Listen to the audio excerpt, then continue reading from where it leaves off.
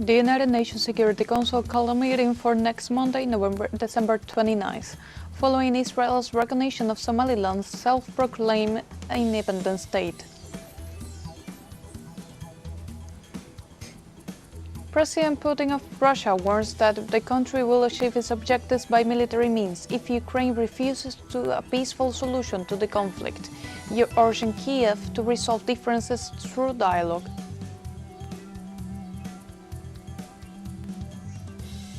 In Brazil, the Supreme Court ordered this Saturday the house arrest of 10 other people for coup-related activities. This decision comes one day after the escape attempt of one of those implicated in the plot led by former President Jair Bolsonaro.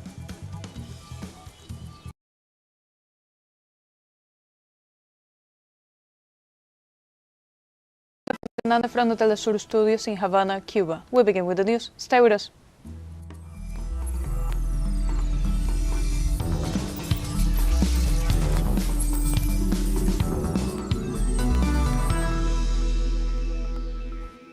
The United Nations Security Council called a meeting for next Monday, December 29th, following Israel's recognition of Somaliland's self-proclaimed independence.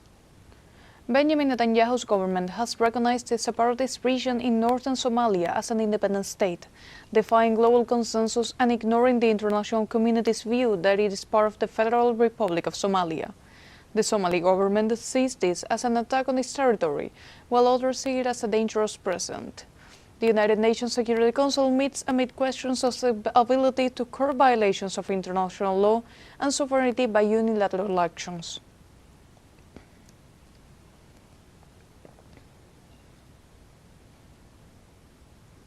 Somaliland, which is located in the northern part of Somalia, was a British protectorate until its independence in June 26, 1961.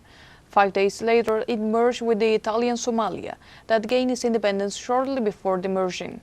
Somaliland declared its independence from Somalia in 1991, and for over 30 years, no country in the world recognized it as an independent state, until the Israeli Prime Minister signed a communique declaring the official recognition of Somaliland as a sovereign territory, being Israel the first country to do so.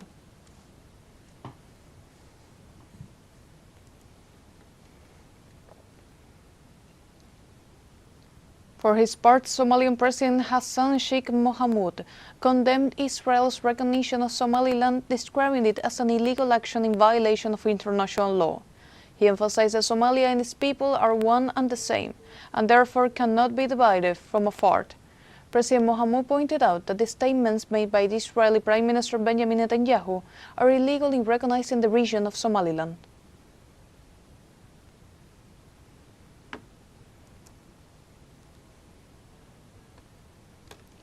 For its part, the African Union also reiterated its rejection of Israel's recognition of Somaliland as an independent state, considering that territory to be part of the Federal Democratic Republic of Somalia. The African Union emphasized that the separation constitutes a violation of the principles established in the organization's founding charter, in particular respect for the inviolability of borders inherited after independence. The African Union warned that if such actions continue, there is a risk of setting a dangerous precedent with far-reaching implications for the peace and stability of the continent.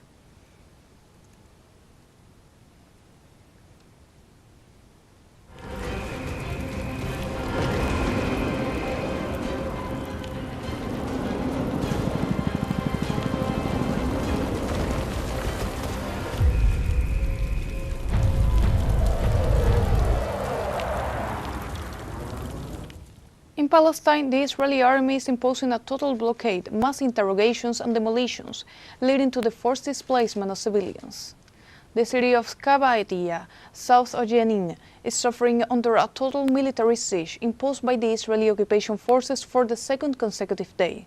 The Zionist army has also completely prohibited the movement of people and vehicles, establishing a strict curfew that keeps the civilian population trapped in their homes. According to local reports, troops have blocked the secondary entrances to the town with earth mounds, while military excavators systematically demolished the road infrastructure and electrical services.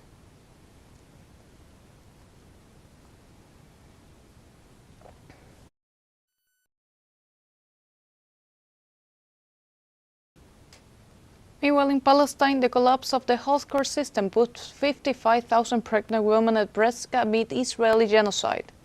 The United Nations Population Fund warned of the systematic collapse of obstetric and neonatal care in the Gaza Strip, where the healthcare system has been destroyed after 2 years of genocide perpetrated by Israel. Under these conditions, some 55,000 women face extreme vulnerability due to the almost total lack of medical and hospital resources. Likewise, survival during childbirth has become uncertain, transforming a natural process into a mortal risk for both mothers and their children.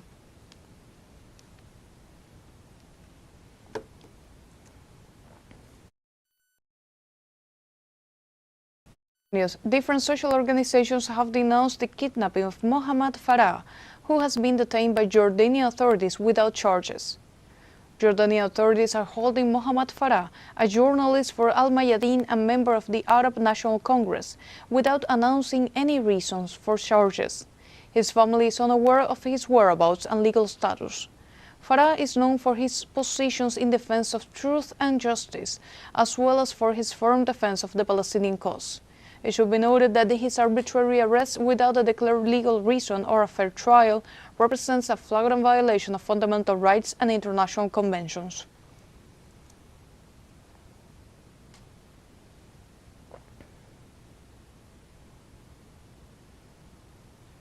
The network of intellectuals, artists, and social movements in defense of humanity denounced the arrest of journalist Mohamed Farah and called for his immediate release.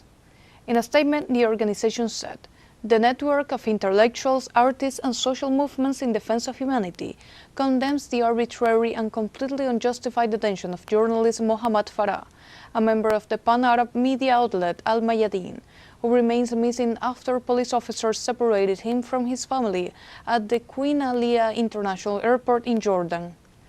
Likewise, it pointed out that the lack of official information about the reasons for his arrest, his whereabouts, and his health status increases concern and requires immediate answers and his unconditional release.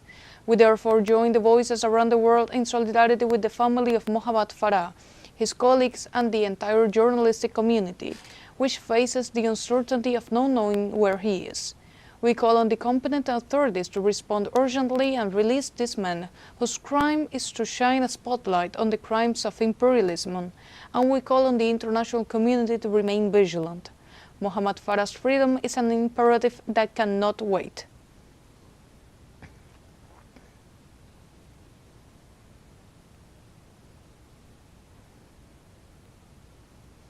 And on Saturday, Latin American and Caribbean governments, human rights organizations, and medical associations demanded the immediate release of Dr. Iyad Abu Safiya.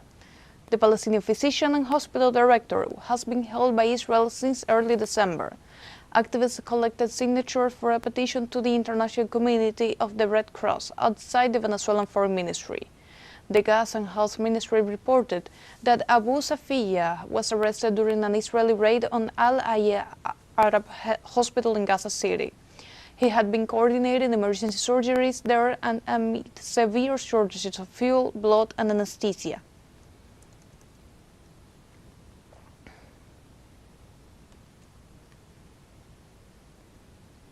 In other news, the Islamic resistance movement of Hezbollah in Lebanon condemned the recent terrorist attack against worshippers at the Alawite Imam Ali Mosque in the Syrian province of Homs, which at least 8 people were killed and 18 others wounded.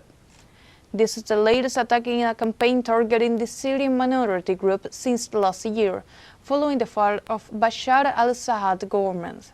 Hours later, the extremist group Saraya Ansar al-Sunna claimed responsibility for the attack in a statement released Friday.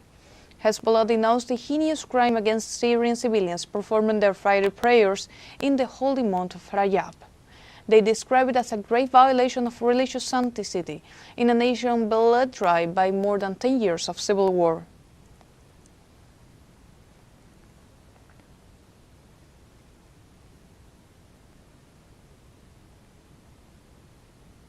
And moving to Myanmar, voters went to the polls this Sunday to participate in the country's first general elections in 5 years. From the early hours of the morning, citizens attended polling stations under the supervision of their military government and amid a civil war raging in part of the country. Critics assert that these elections are designed to give the military government, which began after the army took control in February 2021, a facade of legitimacy. For many people, this is their first time voting, and as they see it, an opportunity to lead the country towards peace.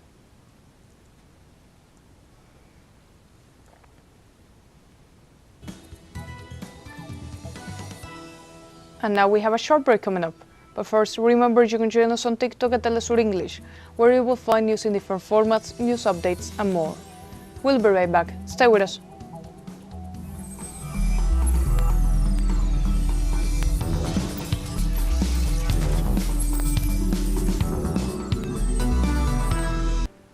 Welcome back. This Saturday, Russian President Vladimir Putin urged Ukraine to end the armed conflict through dialogue, while warning that Russia will achieve its objectives by military means if Ukraine refuses a peaceful solution. Today, judging by the reports, seeing the situation in the front line, our interest in the withdrawal of the Ukrainian military formations from the territories they occupy has been reduced to practically zero for completely different reasons. And if the authorities in Kiev do not wish to resolve the issue peacefully, we will resolve all the problems before us through the special military operation, by force of arms. In other news, French President Emmanuel Macron signed the special state financing law for the year 2026. After the National Assembly failed to adopt the national budget, the French President urged a resumption of discussions at the beginning of the new year and the reaching of an agreement.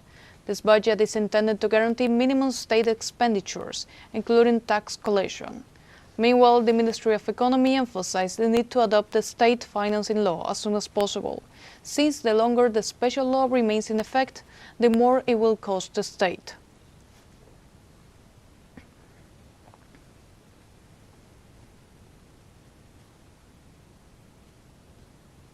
And the World Health Organization reports 800,000 deaths in Europe as a result of alcohol consumption. The organization reported that alcohol consumption is responsible for 1 in every 11 deaths in the region. Experts explain that the deaths occur in traffic accidents, self-injury, and chronic diseases. In this regard, the WHO urged European governments to prioritize prevention strategies with the aim of achieving the global goals of reducing alcohol-related harm.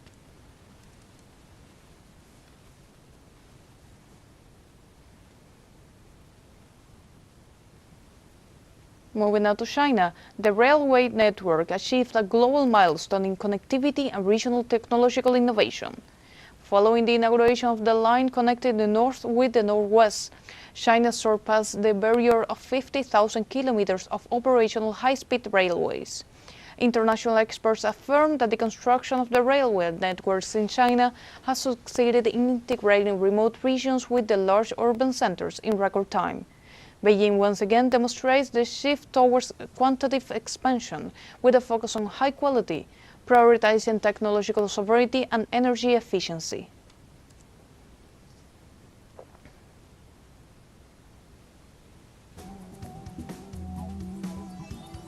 We have a second short break coming up.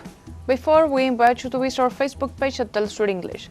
There, you'll be able to watch our top stories, special live coverage, and much more. Follow our page and activate the notification button to stay up to date on the world's most recent events. Final short break, but we'll be right back with more from the south. Don't go away.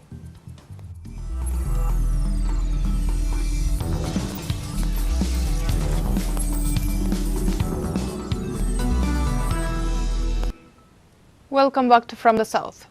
In Brazil, the Supreme Court ordered this Saturday the house arrest of 10 people for coup-related activities. This decision comes one day after the escape attempt of one of those implicated in the plot led by former President Jair Bolsonaro.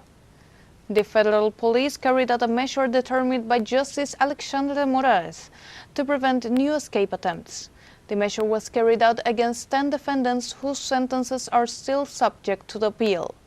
Those implicated had previously been granted temporary freedom while awaiting resolution of their cases, and had only been required to comply with certain precautionary measures ordered by the Supreme Court, such as wearing an electronic ankle bracelet. They will now have to remain confined to the residences and continue to use the tracking device.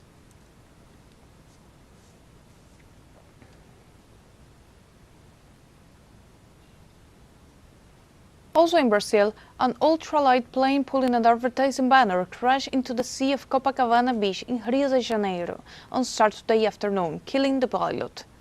Officials said the pilot's body was sent to a medical examiner's office for identification. Fire department rescue teams work at the scene with the help of jet skis, inflatable boats, divers, and aerial support. Sonar equipment was also used to help locate possible additional victims and wreckage. Authorities released security camera footage showing the plane diving nose first into the sea near the beach around 12:30 p.m. The Brazilian Air Force announced that it has opened an investigation into the cause of the crash.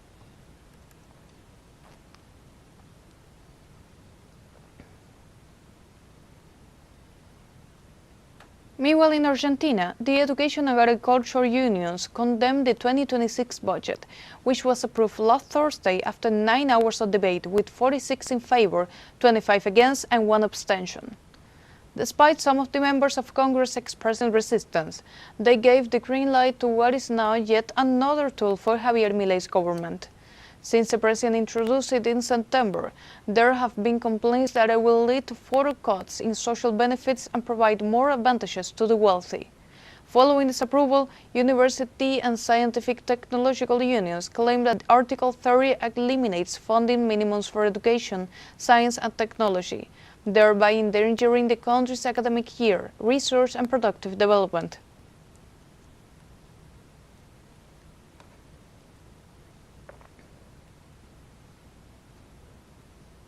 Moving now to Venezuela, Executive Vice President Delcy Rodriguez affirms that food self-sufficiency is the country's best defense against pressure from the United States. Venezuela's Executive Vice President Delcy Rodriguez stated that the country has responded to the siege and threats from the United States government with an unprecedented development of domestic food production and distribution. During a tour of El Valle parish in Caracas, Rodriguez highlighted the progress of the communal model as a pillar for sovereign defense. The vice president reported that in the last weeks of 2025, 158,000 tons of food were distributed throughout the national territory through the Love and Food Prosperity Plan.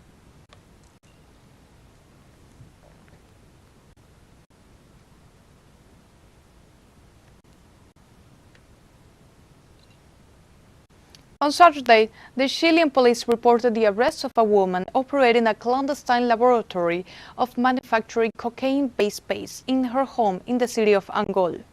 The defendant had 2 residences, one to store illegal substances and weapons, and the other to prepare the drugs.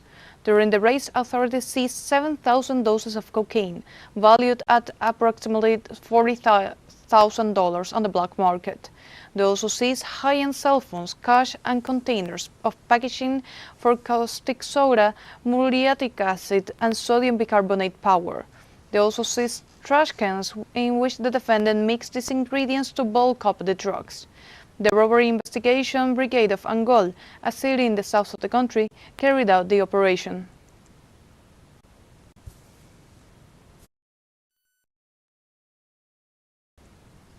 In Honduras, the National Electoral Council member Marlon Ochoa rejected the early announcement of election results without counting all the ballots from the November 30 elections.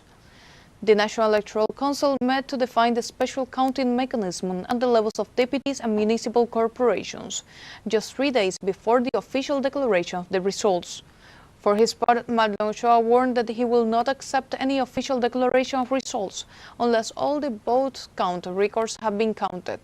Ochoa also pointed out that there are still 7,901 records with inconsistencies in provincial assemblies and 2,413 in municipal corporations, describing an announcement without completing the general count as illegal.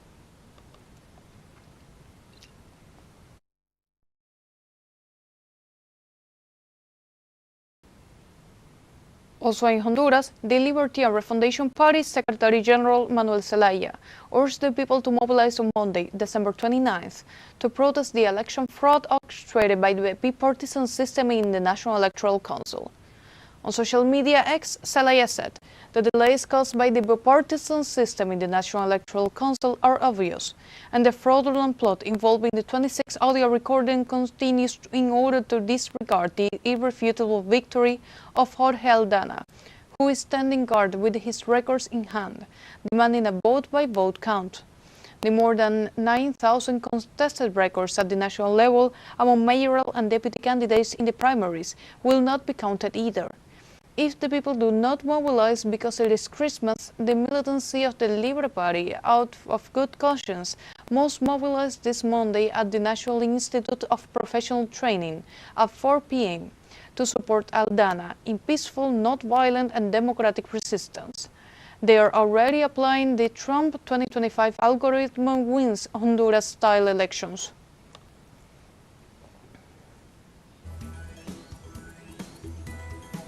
Like this, we have come to the end of this news brief.